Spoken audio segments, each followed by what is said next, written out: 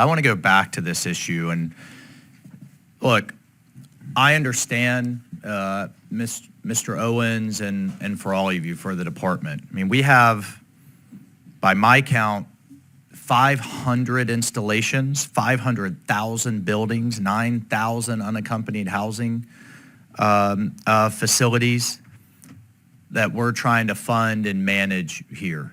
The GAO visited just 10. I don't even know what they would have seen if they could have gone to all of them. I don't think anybody on this committee or any of you are expecting our service members to live in the Taj Mahal. I don't think that's their expectation. But this is disgusting. This is unsatisfactory.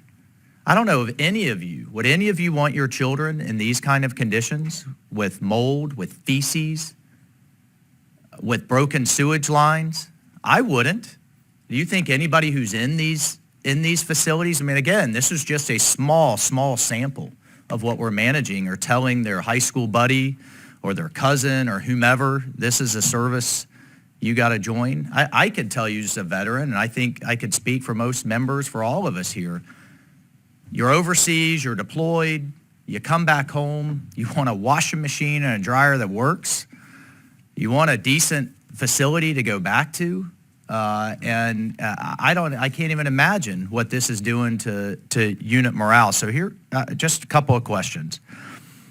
Number one, and I guess I'll start with you, Mr. Owens, just looking across the department, who was fired?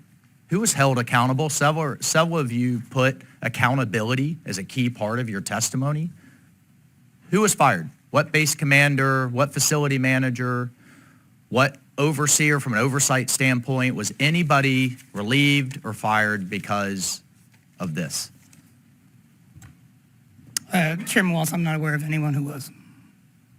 Do you find that acceptable? I mean, a hallmark of military leadership, of any leadership, is accountability and consequences when you fall short, much less having our soldiers and sailors and service members living in this.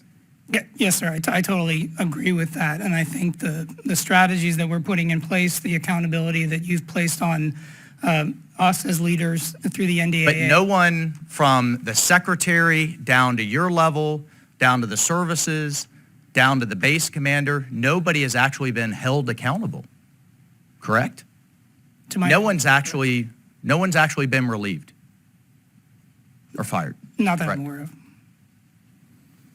I would submit to you that may be a critical part of the problem because that sends a signal that this is unacceptable.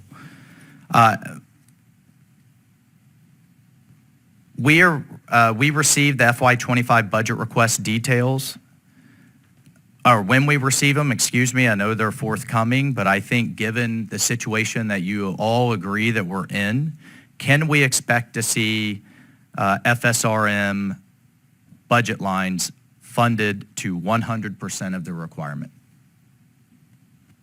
I'll go with, across the department, but obviously down the services. Can we expect to see that or not? Just a quick yes or no. For the Army, with respect to barracks, yes. FSRM across, it's one thing if you're in a clean and safe environment where you're living, but you have to go to work. Of course, right? Of course. Across the board, FSRM, yes or no? 100%. We're still working out the budget for FY25 and haven't determined yet the FSRM percentages for all the other facilities. But right now, barracks is our priority because of the immediate needs. Okay. Ms. Berger.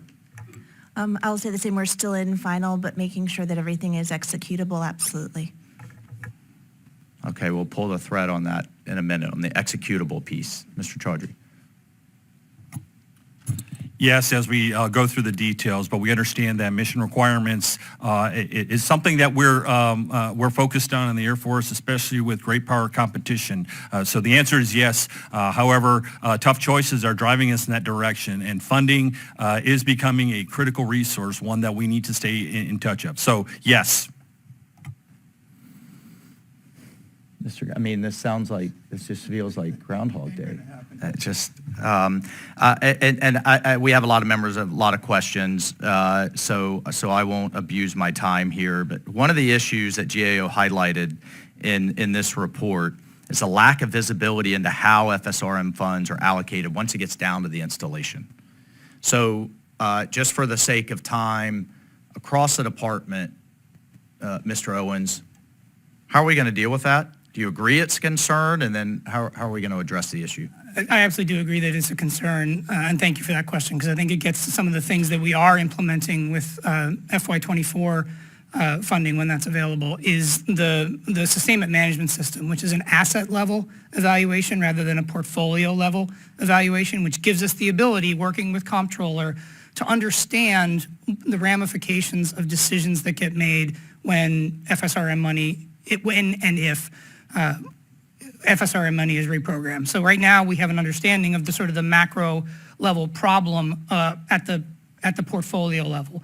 But what we don't really understand, and I think these barracks pictures really do highlight the ramifications of the unknown risk that is taken when you deprioritize specific investments in specific facilities. The Sustainment Management System that we're working with the military departments to deploy is going to give us the ability to look at an asset level, understand what the long-term prognosis for that asset is, and then better account for any risk that we are taking when and if we reprioritize funding away from that. I think this type of situation that you've pointed to here is easier to see at a more granular level, and it's much more obscure, which is where we are right now when we're looking at a plant replacement value for the entire portfolio. Okay. I would ask you to seriously think about one concept. I would like to get the Department of Defense, as we've done with housing, to the extent absolutely possible, out of the hotel management business. We have private sector entities that do it incredibly well, at scale, all over the world. And they would certainly go out of business in a second if any of their facilities looked like this. So when I'm talking to the Assistant Commandant of the Marine Corps, for example, and he's trying to figure out how to get his Marines better trained to oversee HVAC systems, I want those Marines better trained to do bad things to bad people and not managing buildings. We have entities in the United States of America that can do this incredibly well. And I think we've figured a lot of things out on the housing side. And I'd ask you to come back and see the ranking member and I on how we're thinking about, there's pilot programs out there, but enhancing our public-private partnerships in the barracks and in the BOQ and other spaces. I just think that makes eminent kind of common sense. Thank you, Ranking Member Garamendi. Thank you, Mr. Chairman. Well said, well put, good questions all the way around. I was sitting here kind of almost laughing out loud when you asked the question about will they fully fund history.